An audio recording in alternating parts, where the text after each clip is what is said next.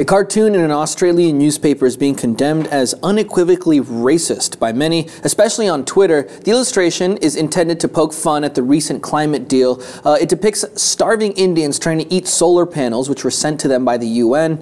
It was drawn by a veteran cartoonist whose name is Bill Leak, who draws for The Australian.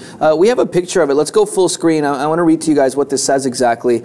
So there we see a guy on the far left opening up the boxes with some primitive hammer, and then one guy saying, "It's no good, you can't eat them." And then the guy over there spreading some stuff saying, "Hang on, let me try one with a bit of mango chutney."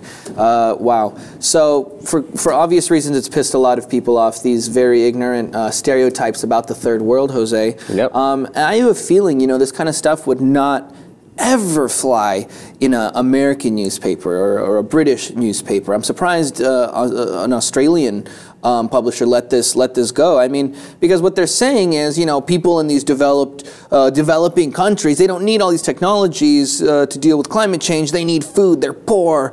They're smashing the boxes open. They don't know how to use solar panels. There's so many negative things that go behind this very simple drawing. Yeah, it's the old trick of the gentle savage. Yeah. You have this culture that you don't really understand, and you paint them as with a bit of compassion, but at the same time making fun of it.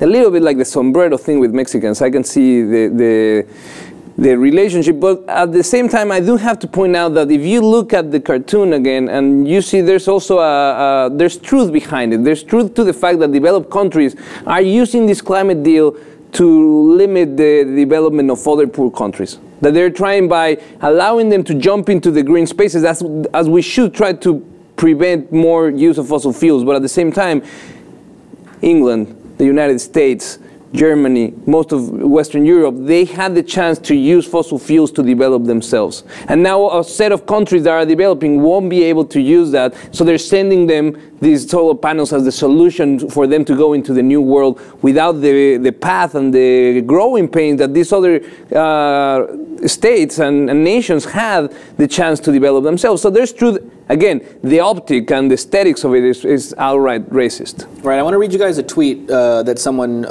put online. I mean, there's been so many, but this one should give you a pretty good idea of how a lot of Indians and other people all around the world feel. Let's go full screen on this. I want to read it to you guys. Appallingly racist, unfunny cartoon in Australian newspapers considering India has more solar PV installed than Australia, which is actually true. I have a quote from a woman named Amanda Wise. She's an associate professor of sociology at Macquarie University in Sydney. She had this to say: "This is really old imagery he's drawn on, thin, starving people wearing turbans who are so starving they're going to chop up solar panels.